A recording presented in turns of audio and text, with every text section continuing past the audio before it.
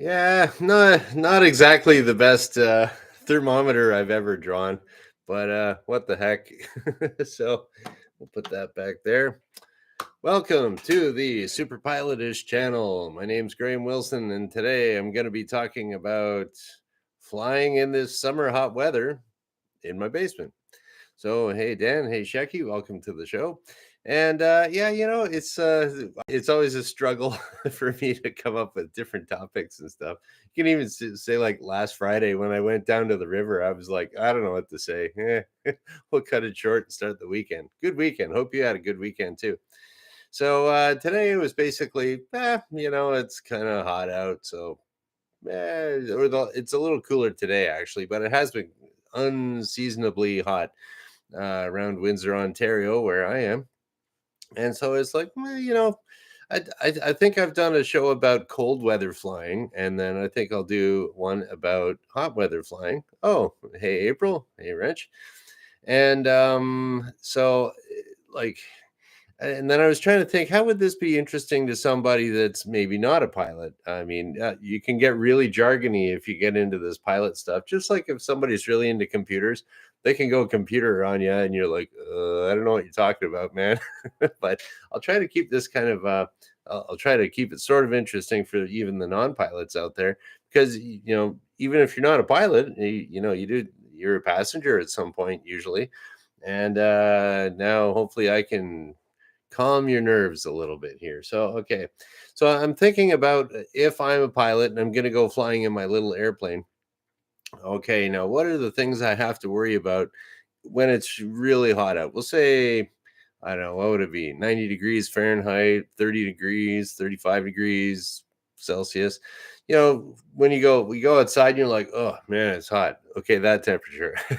So, yeah, so one of the things I noticed that if you have a plane that sits outside and it's not in a hangar, if you put anything at all on the dashboard there on the glare shield, put your sunglasses there, maybe your headset. A lot of people put their headsets there, and man, it'll just melt them and cook them. And I've seen it where people have put they put their headset on there, and sometimes they have little gel ear cups, and the gel thing gets all squishy, and they stick it on, and a bunch of gels drips down their face because the gels it ruptured. So yeah, so you want to keep that stuff out of direct sunlight. It's just like in your car, you stick anything on the dash, it'll heat right up. So that's one thing to think about. And then I was thinking, okay, actually, you know what, maybe I'll start writing this down so I can do a fine summary afterwards. And then with my new markers, what a rip. I mean, I thought, oh, I'm gonna use this black one, and it's just it's like garbage. I tried using it to draw a thermometer, it didn't work. So that's more landfill. But the blue seems to be pretty good. Okay, so what are we going to talk about here? We are going to be able to review hot stuff. We'll just call it hot stuff. Okay. Hot stuff, hot things to think about. Okay. We'll put dashboard. Yeah, whenever you're doing, if you ever do become a teacher or a instructor, you don't have to your whole idea of what you put on a board or a PowerPoint presentation. It's really just kind of there to jog your memory so that you can give the information to the class. And I don't know about you guys, but when I was when I was in grade school and high school, even it's like the teacher is like used to writing a million miles an hour. So like writing all the stuff on the board, and you're a kid and you're trying to keep up, and you want to be able to read your notes after, and you write for like a half hour or an hour, however long the class is, and they say, okay, there you go. And you're like, what did I just write down? I don't know. So I think it's much better to just kind of, all right, dashboard, don't put anything on it. So there we go. Now we're going to go to if we're going to start up the engine. Now, uh, new cars are like really good. They have fuel injection, and they take into account. They have all these different little sensors in there, air pressure sensors, airflow sensors, map sensors, all these sensors all over the place so that your engine works really great in a car. But those sensors, they can mess up. So like the airplanes you'll find are really hard to start usually. But once they get going, they'll go forever and they end up being more reliable than a car engine. So it's always very funny in a really hot day if you're taking someone up for a sightseeing flight and it's super hot and you're like, "Oh, come on, baby, start up." Because like as soon as the plane doesn't start, people start looking at each other and they're like, "Is this thing gonna run?" It's like, "Oh yeah, it's just like kind of hard to start, but once it's going, it's okay." But that is the way it is. So in engines in your car, it's designed to, just put the key in and go. But you're going to lose a little bit on the reliability there because the sensor might mess up and this and that. No big deal if you're on the ground, pull over the side of the road, or it's just a warning light. But if you're up in the air, you can't pull over the side of the road and you can't have any warning lights going on. So there's a little trade off in reliability. And anyways, for starting up your airplane when it's really hot, if you have a carbureted engine there, little thing there, the book might say, okay, prime it 4 to 7 times or something. And there's usually a little primer, just like your on your lawnmower, you push that little squishy thing in. Airplanes have that too, except you're putting a little more gas into the cylinder. And so you don't want to put too much in there. So usually I'm kind of on the side, I err on the side of caution when I'm starting up an airplane when it's really hot out, because you don't really want to flood it. That's not the best for it. You can still start it if you flood it, but it's not the best, especially if you got passengers. Well, yeah. Anyways, we got the so don't prime it too much before you're starting up your carbureted one. Give it a shot. It might just start up on its own, or maybe you give it 1 or 2 shots instead of 4 shots. It's kind of like there's no real and from airplane to airplane, they're all different. So you kind of find out what works for you. Now, if you're going to be if you're flying a fuel injected airplane, that engine, those ones they don't like the hot weather. They're brutal, like real easy to flood. I know the Diamond Katanas, DA20 Katanas, those things, I've seen some students really, man, they just, they flood those things all the time. And you got to be really tricky when you're starting it up. And so I did a few flight tests on those in the candidates. Once they can't start the engine, they start freaking out, and the rest of the flight test is it's a little bit it's a little bit more stressful for them, but they usually do okay. So yeah, but for the fuel injected ones, just go in and try to start it. Don't do any fancy fuel pump mixture rich, any of that funny stuff. Watching, just try starting it. That'll probably be okay. And then if it doesn't start after a couple seconds, all right, just do the other cold start procedure. So so one of the things I'd say that the most important thing to remind yourself if it's going to be a hot startup, review your flooded engine procedure. What do we got? Flooded engine engine flooded engine start procedure. Okay. Now, okay, ran out of room. Startup flooded engine start procedure. Yeah, so you might want to review that if you haven't done that in a little while. If you haven't actually started a flooded engine, maybe some people never have. I've run into some pretty seasoned pilots that they were just lucky and never flooded their engines. So when it wouldn't start, I'd come over and say like, "Oh yeah, do this, do this." Then the propeller starts up, my hat flies off, my glasses fly off, and then yeah, you got to watch that. So okay, what else we got here? That's number 2. Okay, now we're gonna be okay. My other thing. So now that you've started up your engine, and so you're gonna go taxi out, you're gonna go flying. Now, what you do if you're not a pilot, maybe you didn't know that people in little airplanes before they go take off, they don't just like hop in their car and go. They don't hop in a plane and off they go. It's not like in the movies kind of thing. Let's go. No, you kind of sit there and you do what we call a run up. And what you do is you'll kind of find a little spot where there's no airplanes around and nothing behind you. And you get there and you kind of rev up the engine and you kind of check everything out to simulate, okay, how is this going to be running at cruise speed. So and then you can check all your temperatures, pressures, charging system, whatever you want to check there. But this is one thing for the run up that some pilots, I didn't know this until, well, after I was working for a while as an instructor. And yeah, until I talked to a mechanic, and the mechanic said, "Oh, just do this." And I said, "Oh, you can do that?" And he said, "Yes, you can do that." What is that I'm talking about? I'll get to that. Okay, here we go. Run up. You can. All right, that's just a reminder. If you're doing your run up, you can lean the engine, or lean the mixture. Yeah, so in an airplane, you can adjust the ratio of air to fuel that goes in. You can manually do that. Now, if it's hot out, I've had it where it was a Mooney with a Lycoming 360 200 horse engine. So and it was fuel injected.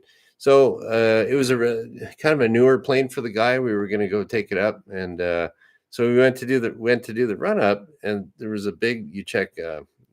Well, getting more jargony on it, but you kind of check the ignition system by doing what they call a mag check, and the engine power dropped off, the RPMs dropped off a little bit more than we'd want. So, but it was a super hot day. So we just scrubbed the flight because I thought maybe there's something wrong with the spark plugs or magneto or some engine thingamajig's not working right. I've never flown the plane before, but on that particular one. So when in doubt, don't. So I talked to the mechanic, and he said, "Oh, did you try leaning the mixture?" And I was like, "What? You can do that?" Because usually on any checklist that you get, it's just, okay, put your mixture in rich, as they call it. And so you got lots of gas going in there, and you do it. But if it's hot, or even at a high altitude, at a high humidity level, that can all kind of all that stuff kind of works together on how the engine runs for a piston airplane. So are you paying? Have I sufficiently bored you yet? I don't know, but anyways, yeah. So what you can do, this is for the pilots out there. This mechanic told me, he says, yeah, it might not be in the POH in the pilot's operating handbook.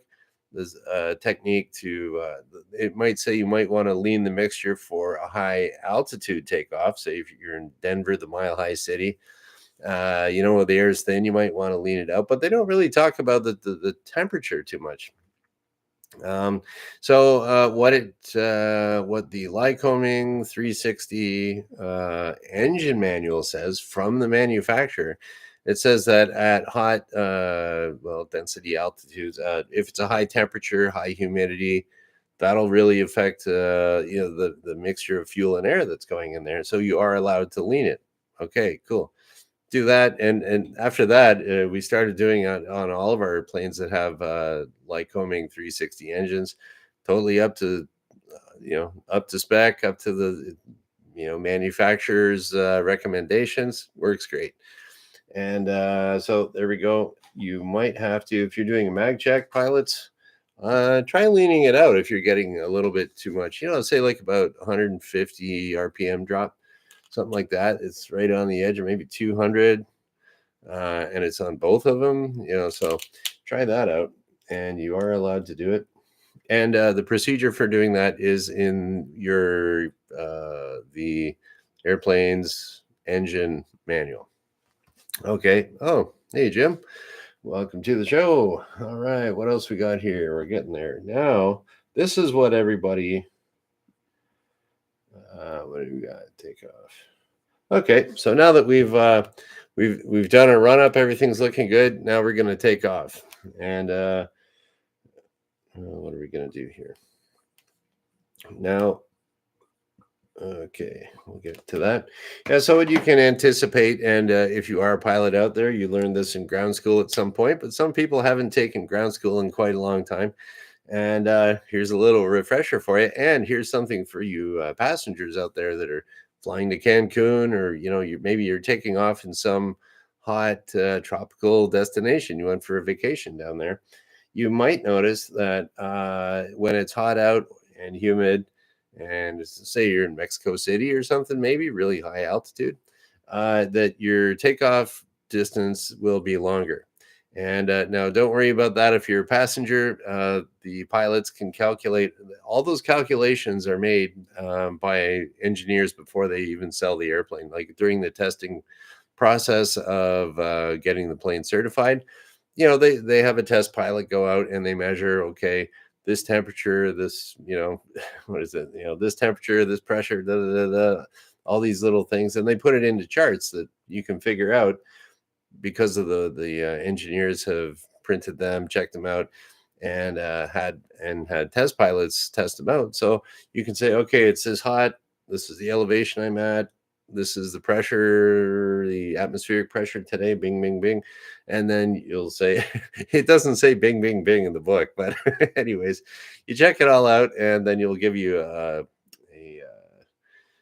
it'll give you a few numbers there. It'll be your total, usually a takeoff distance over a 50-foot obstacle, and your ground run. So here you go. You're taking off in your fine KD-12X Mark II, and you give it full power. Away you go. And okay, this is your ground roll. And then once you take off, once your fine wheels leave the ground, okay, now you're going to climb to your 50-foot obstacle, and then there's a distance that's calculated for here and total to here.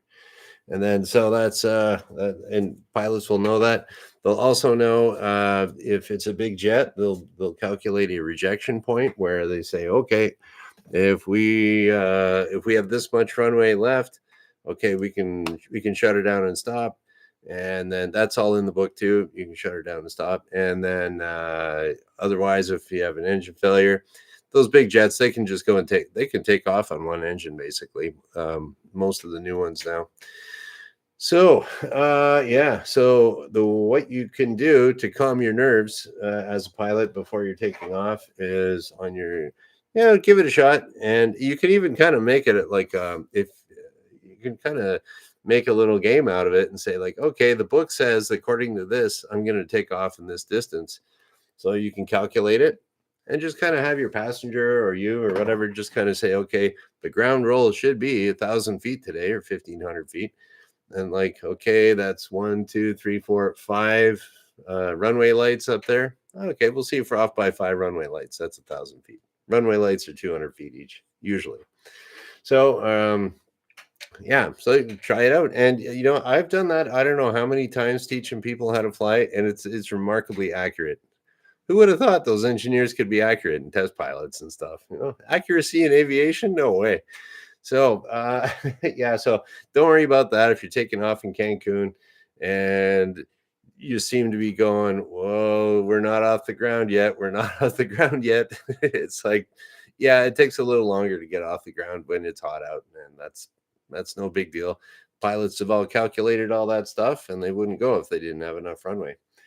So, okay, there we go. We just took off.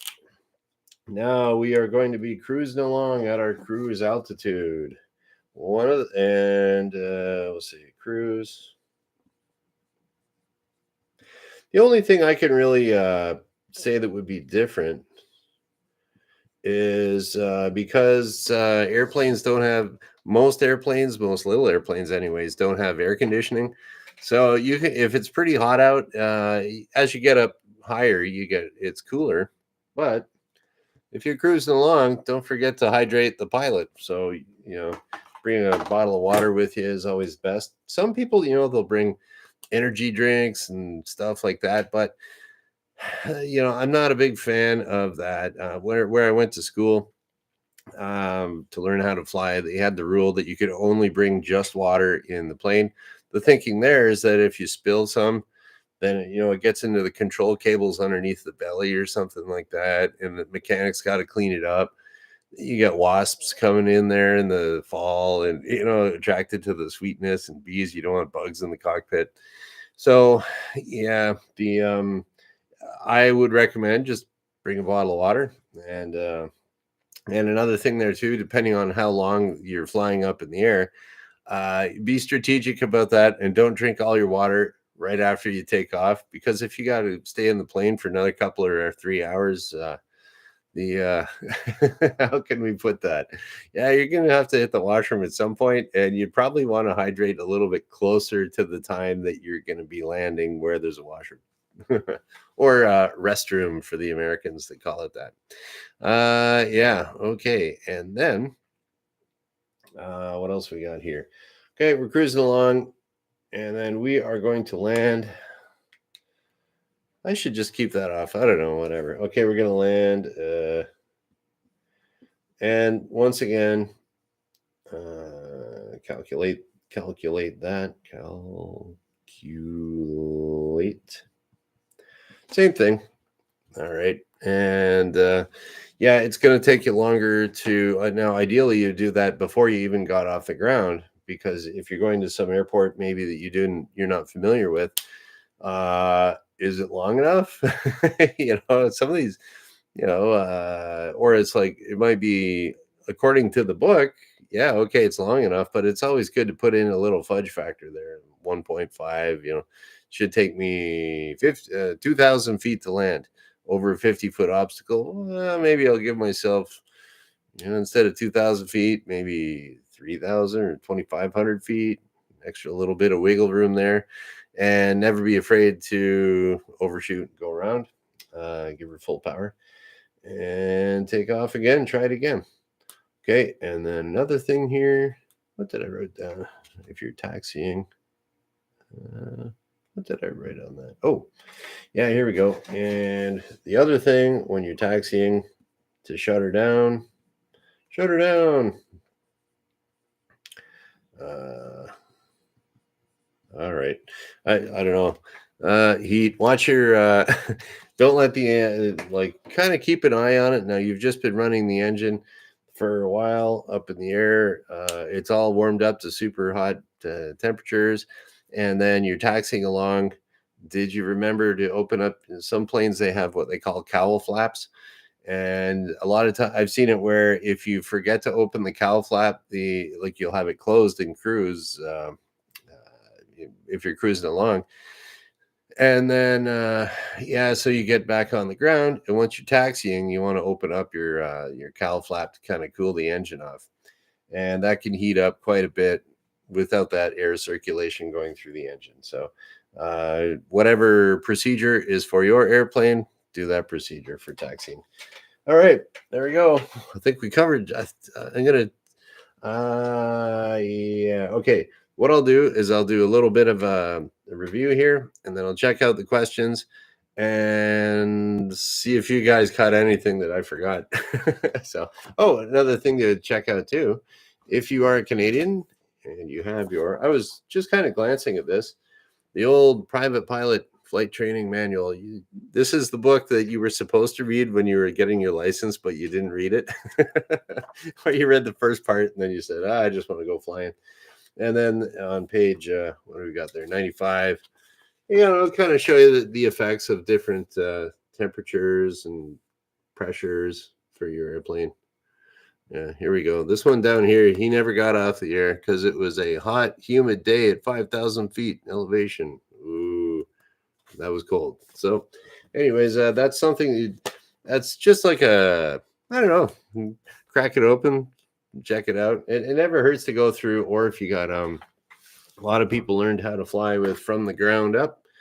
It's not a bad thing to glance through that every once in a while if you're kind of worried about things, or when is the last time you went with a flight instructor? So kind of keep a list of questions you might have. Then if you go out for your biannual flight review or something, just, I got to answer these. Hey, answer my questions for me there, instructor. All right. So here we go. Hot stuff. Let's underline that in red because it looks cool. All right. So number one, right here, number one, don't store stuff on the dashboard, the glare shield, whatever. Okay. For the startup, most important thing would be, well, ideally don't flood your engine, but if you do flood your engine, be familiar with the flooded engine start procedure. Okay, run up. Don't be afraid of leaning your engine while you're doing your mag check. Now, I know that works for Lycoming for sure. Double check if you have a Continental or some other engine. Okay, take off. Take off. Calculate your distances. Make sure you got enough room.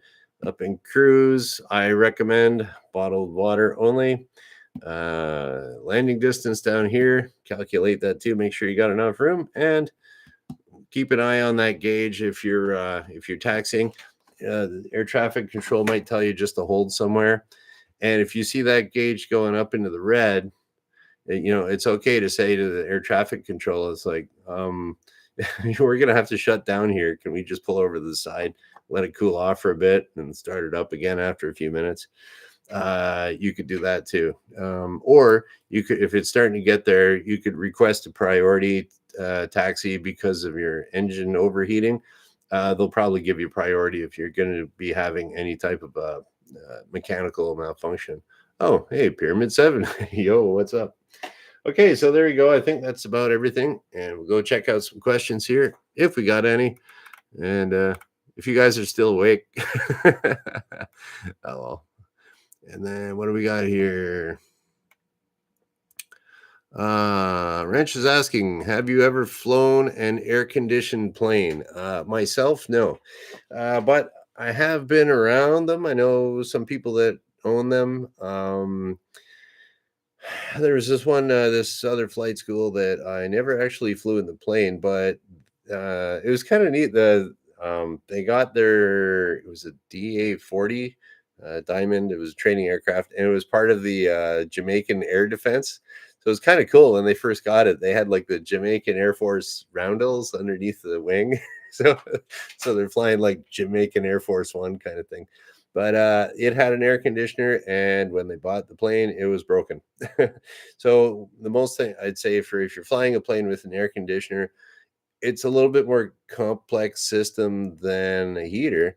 And as far as I know, in small airplanes, they're only to be used when you're in like at cruise altitude, like after takeoff, not at full power. Like there's little limitations on there. Really got to watch it. The most important thing is don't have your air conditioning on when you're taxiing.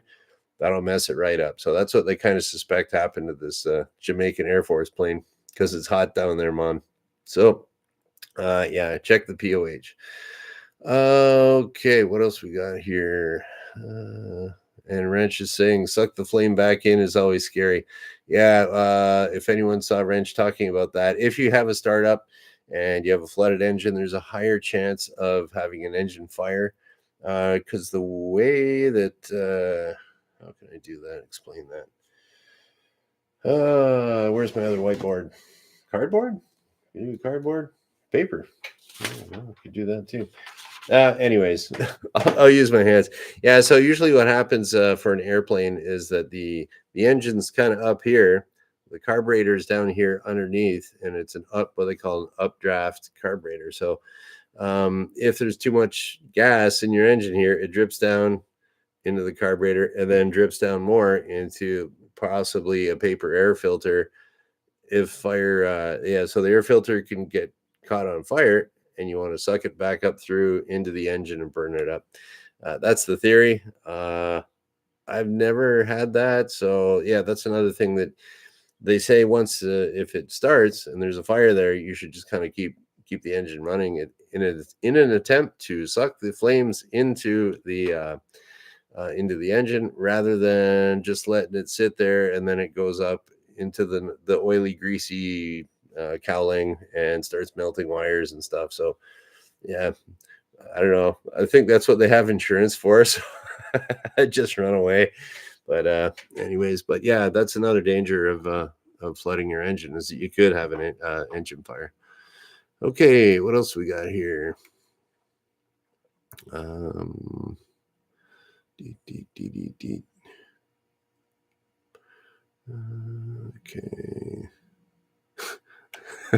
Okay, I'm gonna ignore some of these other ones here.